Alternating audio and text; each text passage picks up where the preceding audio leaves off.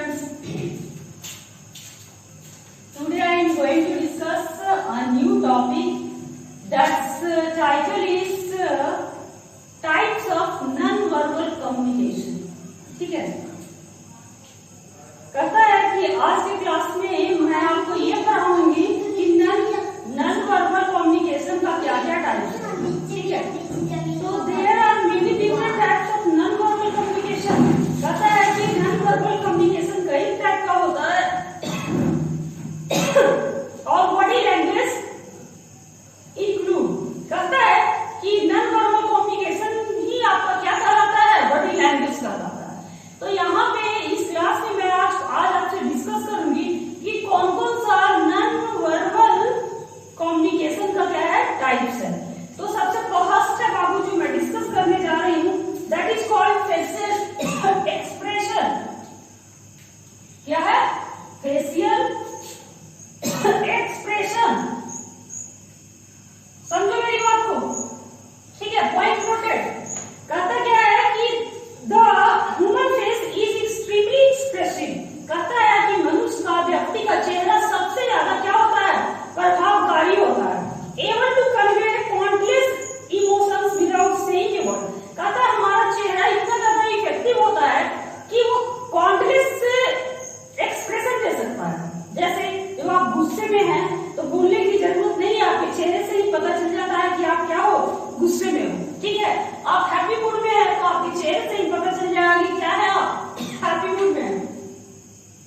अगर आप सैड हैं तो आपके चेहरे से ही नजर आ जाएगा कि आप क्या है, उदास है. ठीक है, तो कहता है कि कॉम्प्लेक्स इमोशन, हमारा फेस इतना ज्यादा इफेक्टिव है कि हमारे फेस से कॉम्प्लेक्स इमोशन को एक्सप्रेस किया जा सकता है without saying any single word.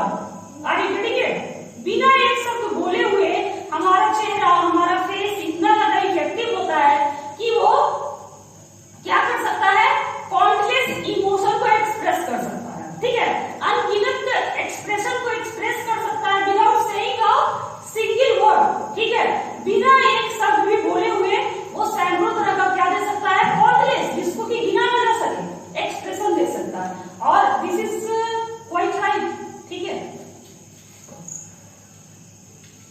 some forms of non-verbal communication, facial expression are universal. कहता है कि अब हम चलते हैं facial expression. जैसे मैंने आपको प्रीवियस क्लास में बताया था कि जितना भी non-verbal expression है वो भी वैरी करता है किसके अकॉर्डिंग, कल्चर के अकॉर्डिंग. मैंने बताया था ना आपको. ठीक है, मैंने बताया था, याद होगा कि कुछ कंट्रीज में गेस्चर एंड पोस्चर को अच्छा कंसीडर किया जाता है, कुछ कल्चर में गेस्चर एंड पोस्चर को अच्छा कंसीडर नहीं किया जाता है. तो मैंने आपको ये भी कहा कि वर्बल एक्सप्रेशन जो है वो वैरीज करता है. ठीक है, इस पे इफेक्ट होता है किसका, कल्चर का. किसका इफेक्ट होता है, कल्चर का इफेक्ट होता है. लेकिन मैं आपको बताने जा रही हूँ कि वो तो गेस्चर एंड पोस्चर में इफेक्ट होता है, लेकिन फेशियल एक्सप्रेशन यूनिवर्सल. ठीक है, कैसा है, यूनिवर्सल है, ये सभी जगह एक ही तरह का होता है. The facial expression for happiness, sadness, anger, surprise, fear and disgust are the same across culture. कहता है कितना भी कल्चर, कैसे भी संस्कृति में आ जाए, कहीं ऐसा देखे हो क्या कि हमारी इंडियन कल्चर है कि जब हम हंसते हैं तो क्या करते हैं, फुल थ्रोटेड लाफ्टर करते हैं. ठीक है, दांत को दिखाकर हंसते हैं, हाँ करके हंसते हैं. ठीक है, और जब दुखी होते हैं तो रोना शुरू करते हैं. ठीक है, हमारे आंख से क्या निकलता है, आंसू निकलता है. जब हम उदास होते हैं तो हमारा चेहरा सैड होता है, और जब हम खुश होते हैं तो हमारा चेहरा क्या होता है, हैप्पीनेस के साथ खिल जाता है. ठीक है, तो क्या कल्चर, ये कल्चर दूसरे कल्चर में, अगर हम दूसरे कंट्री की कल्चर की बात करते हैं या दूसरे स्टेट के कल्चर की बात करते हैं तो क्या वहां देखे हो कि हंसना लोग रोना करते हैं.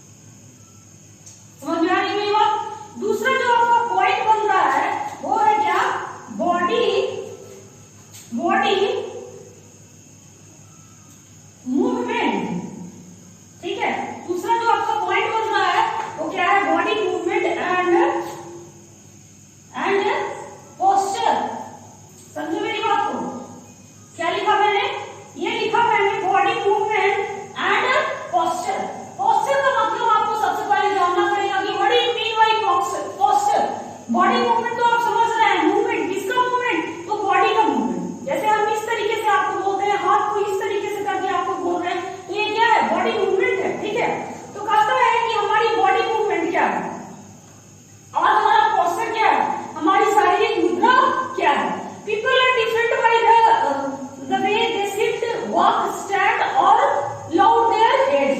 कहता है जो भी इंसान हो वो अलग अलग तरीके से क्या करता है, बैठता है, अलग तरीके से वो टहलता है, अलग तरीके से वो खड़ा होता है और अलग तरीके से वो अपने सर को सामने में रखता है। यानी सभी इंसान का जो डायरेक्शन है, सभी इंसान का जो बॉडी मूवमेंट है वो क्या होता है, डिफरेंट होता है। या दूसरे शब्दों में आप कह सकते हो अंदाज अपना अपना। ठीक है, सभी इंसान का अंदाज क्या होता है, अपना अपना होता है।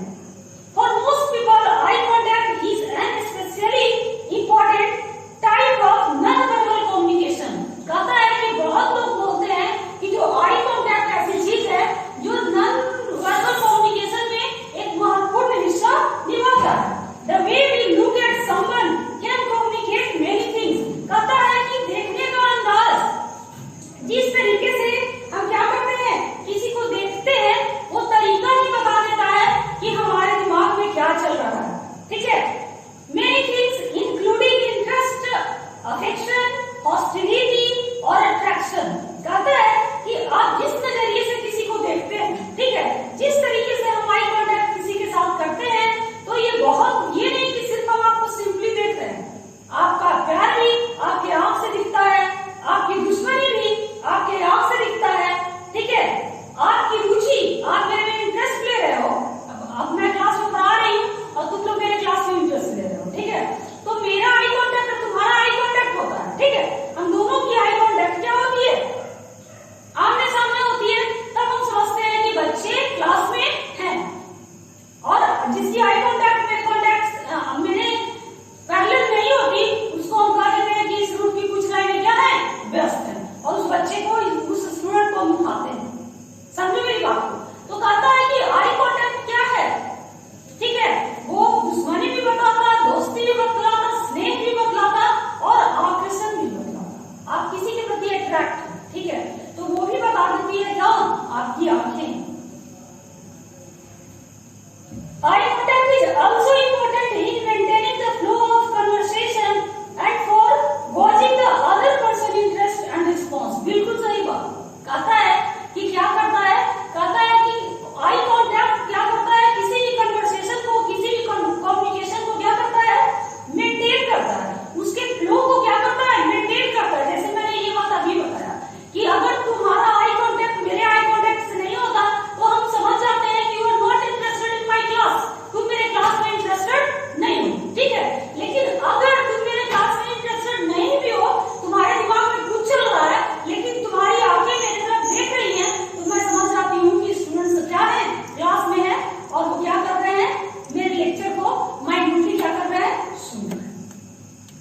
अब नेक्स्ट जो पॉइंट बनता है बाबू, ये तो आई थिंक सो कि आप समझ गए होंगे इसको। ठीक है, आप कह सकते हैं कि आई कांटेक्ट का बेनिफिट ये है कि ये क्या करता है, कम्युनिकेशन के फ्लो को क्या करता है, रेगुलेट करता है, कंटिन्यू करता है। ठीक है, आप क्या कहोगे कि ये कम्युनिकेशन के फ्लो को क्या करता है, रेगुलेट करता है। ठीक है, वो क्या करता है, कंटिन्यू करता है। अब आपको इस पॉइंट में कोई दिक्कत, यानी इस पॉइंट में आपको ज्यादा दिक्कत नहीं। हमारे चलते हैं टच। टच का मतलब समझते हैं स्पर्श, एक दूसरे को क्या करना, छूना। We communicate a great deal through touch। कहता है हम बहुत बातें कर जाते हैं टच के द्वारा, किसी को जब हम स्पर्श करते हैं उसके द्वारा हम बहुत बातें कर जाते हैं। Think about the very different messages given by with handshake। जैसे अगर हम किसी से हाथ मिलाते हैं, ठीक है, तो कहता है कि हाथ किसी से अगर आप मिलाते हो, तो अगले के हाथ को हल्का क्या करना चाहिए, प्रेस करना चाहिए। अगर आप अगले के हाथ को हल्का प्रेस करके हाथ मिलाते हैं, हैंडशेक करते हो, तो कहा जाता है कि उसने हैंडशेक किया गर्मजोशी के साथ। या आप किसी से ऐसे ढीले डाले, सुस्त नजरिए से ऐसे करके मिला लेते हैं, ये उसके अगले हाथ को आप प्रेस, अगले के हैंड को आप प्रेस करने की जरूरत नहीं समझते, तो ये कहा जाता है कि उसने हाथ मिलाया, बट गर्मजोशी से हाथ नहीं मिलाया। हाथ मिलाना भी एक सुस्ती का परिचय है, और दूसरा गर्मजोशी का परिचय है। अगर आप अगले पार्टिसिपेंट का या अगले पार्टनर का या अगले फ्रेंड का हाथ थोड़ा सा हैंड फिंगर उसका प्रेस करके दबाते हैं, तो कहा जाएगा कि वो इंसान बहुत गर्मजोशी से हैंडशेक किया।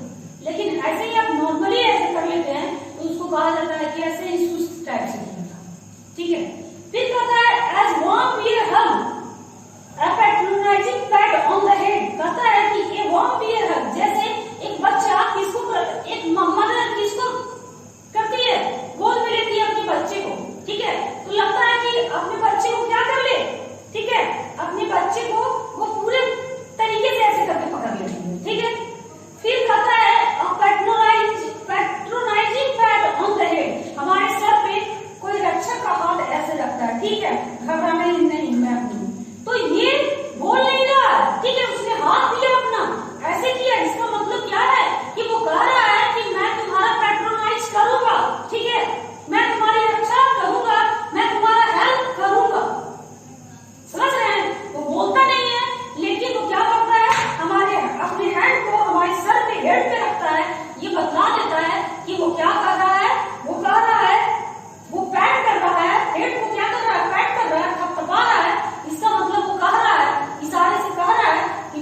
तुम्हारी रक्षा करूंगा, मैं तुम्हारी मदद करूंगा। और एक controlling grip on the arm for example, और कहता है कि किसी को जहां अपने फ्रेंड से ही मिलते हैं, ठीक है, तो बहुत दिनों के बाद अपने फ्रेंड से मिलते हैं या बहुत दिनों के बाद अपने रिलेटिव से मिलते हैं, अपने भाई बहन से ही मिलते हैं, ठीक है, तो जब बहुत खुश हो जाते हैं देख के अगले को, तो क्या करते हैं, अगले को ग्रिप करने की कोशिश करते हैं, अगले को ऐसे करके क्या करने की कोशिश करते हैं, पकड़ने की कोशिश करते हैं। इट इज कॉल्ड ग्रिपिंग, ठीक है। तो ग्रिपिंग करने के बाद क्या हम बोलते हैं कि आपको देखिए हम बहुत खुश हुए, ऐसा तो एक्सप्रेस नहीं करते, ठीक है, बस ग्रिप किया। तो ग्रिप करने का मतलब ही हो गया कि you are overwhelmed to see that very friend, to see that very relative, to see your siblings, ठीक है। Are you getting it? मेरी बातें आपको समझ में आ रही हैं? बोलने की जरूरत नहीं होती, बल्कि क्या करते हैं, हम एक्सप्रेस करते हैं। किसके द्वारा एक्सप्रेस करते हैं?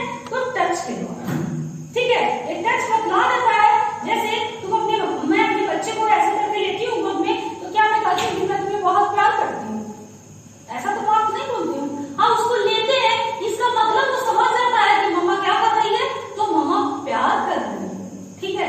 तो नॉन वर्बल कम्युनिकेशन में बोलने की कोई जरूरत नहीं होती, there is no need of saying, okay, ठीक है। We express through facial expression, we express our feelings through gesture, we express our feeling through body movement and posture, we express our feelings through क्या, touch। Are you getting it? ठीक है। अब आपका जो next point बाबू बन रहा है वो है स्पेस। नेक्स्ट पॉइंट मैंने क्या लिखा है उसको भी आप जान ही लो। जब सब बातें आप जान गए तो इस पॉइंट को भी डिस्कस करना ही आपके सामने है। वो क्या है, स्पेस। क्या लिखा मैंने, स्पेस लिखा। अब जानो स्पेस क्या है, तो ये तो मैंने आपको सेंड कर रखा है। Have you ever felt uncomfortable during a conversation because the other person was standing too close and invading our space? बिल्कुल सही। कहता है कभी कभी ऐसा भी होता है कि हम अनकंफर्टेबल फील करते हैं कि हमारी कन्वर्सेशन किसी के साथ हो रही है और अगला जो पार्टनर है या अगला जो पार्टिसिपेंट है वो हमारे बहुत नजदीक में खड़ा है। तो नहीं, कहता है कि हर रिश्ते में एक डिस्टेंस होना चाहिए, चाहे वो किसी का कोई भी रिश्ता क्यों ना हो, कितना क्लोज रिश्ता क्यों ना हो, ठीक है, या फॉर्मल रिश्ता क्यों ना हो, हर रिलेशन में क्या होना चाहिए, एक डिस्टेंस होना चाहिए, एक डिस्टेंस मेंटेन करना चाहिए, ठीक है। We all have a need for physical space। कहता है हमें सभी लोगों को जरूरत है एक फिजिकल स्पेस की। Although that needs differs depending on the culture, the situation and the closeness of the relationship। वही बात है। कहता है कि डिस्टेंस या स्पेस जिसको आप कहते हैं वो भी अफेक्टेड होता है बहुत बातों से। कहता है वो कल्चर के द्वारा भी अफेक्टेड होता है, ठीक है। फिर उसके बाद मैंने आपको बताया कि वो क्लोजनेस आपका जो अगला जो पार्टनर है उससे आपकी कैसी क्लोजनेस है उस पर भी डिपेंड करता है कि कितने का फिजिकल स्पेस चाहिए हमारे और तुम्हारे बीच, ठीक है। तुम मेरे स्टूडेंट्स हो, हम आपके फैकल्टी हैं, तो सिटिंग से लेकर स्टैंडिंग का भी दोनों के बीच में क्या है, स्पेस है, ठीक है। फैकल्टी यहाँ है तो स्टूडेंट वहां है, एक दोनों के बीच में क्या है, एक फिजिकल स्पेस है। तो कहता है कि फिजिकल स्पेस को प्रभावित करता है कल्चर भी। कुछ ऐसे कंट्रीज है जहां बहुत ज्यादा क्लोजनेस होती है, ठीक है, बहुत ज्यादा, जैसे वेस्टर्न कंट्रीज को लीजिए, ठीक है, उसमें लोग अलग नहीं समझते कि कौन मेल है कौन फीमेल, ठीक है। लेकिन हमारी इंडिया में सभी तक कहती है कि मेल किशोर तो फीमेल किशोर, ठीक है। कहता है वो रिलेशनशिप पे भी डिपेंड करता है। अब हमारी सगी बहन है, ठीक है, तो हम क्यों फिजिकल स्पेस लेंगे, हम लोग बिल्कुल बगल बगल में भी खड़े हो सकते हैं, फिजिकल स्पेस लेने की कोई जरूरत नहीं, ठीक है, समझ रहे हैं। या अगर वो मेरा फ्रेंड है तो अगर मेरा फ्रेंड है तो हम जरूर एक फिजिकल स्पेस लेंगे। जैसे मार्केट में ही हम जाते हैं, मार्केटिंग करने के लिए जाते हैं, तो क्या शॉपकीपर के बिल्कुल करीब जाके ऐसे करके मांगते हैं सामान को, नहीं ना। हम क्या करते हैं, एक फिजिकल स्पेस को क्या करते हैं, मेंटेन करते हैं, ठीक है। एक फिजिकल स्पेस को, हर रिश्ते का एक फिजिकल स्पेस होता है, ठीक है, हर रिलेशन का एक फिजिकल स्पेस होता है। जैसे हम अपने बच्चे को गोद में लेते हैं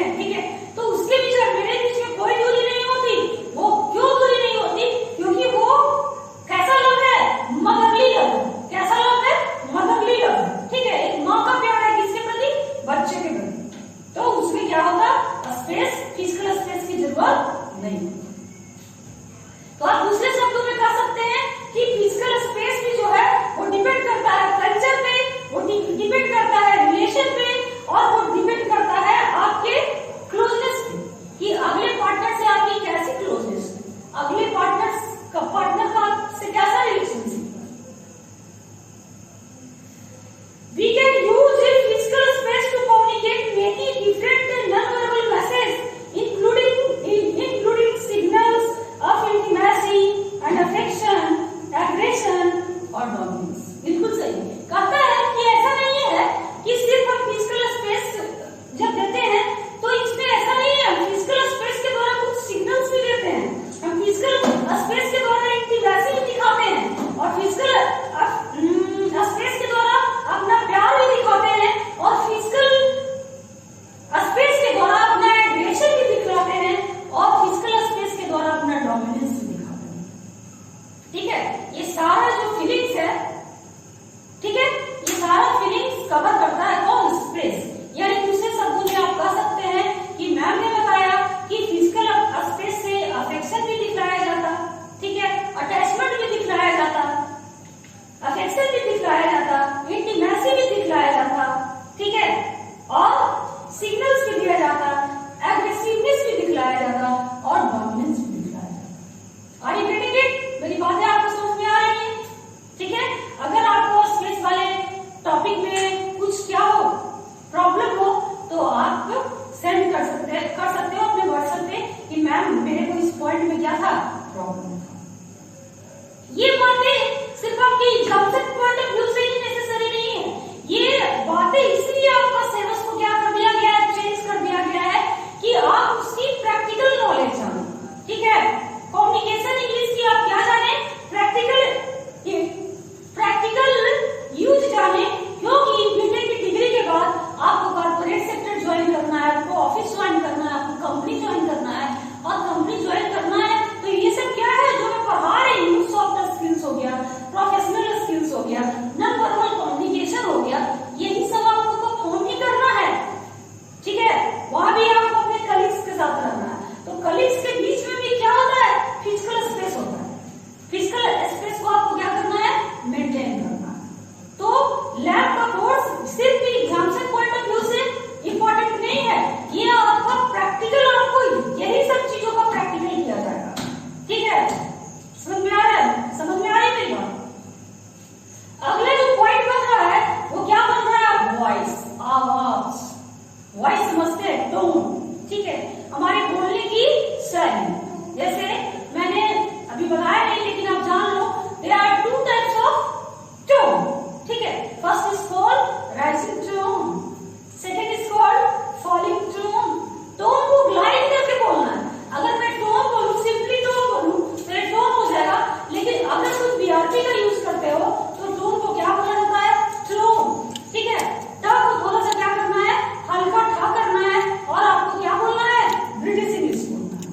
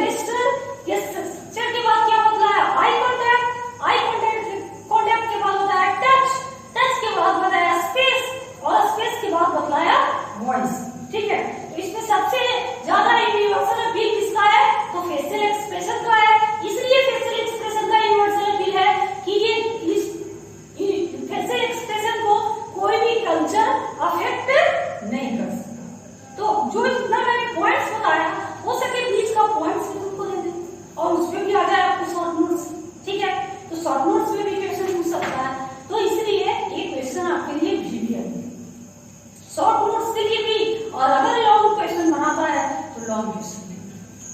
आगे देखेंगे। मेरी बात अगर नहीं समझ में आ रही है, ठीक है, कहीं पे अगर आपको प्रॉब्लम है तो आप व्हाट्सएप पे चैट कर सकते हैं कि ma'am I have a problem,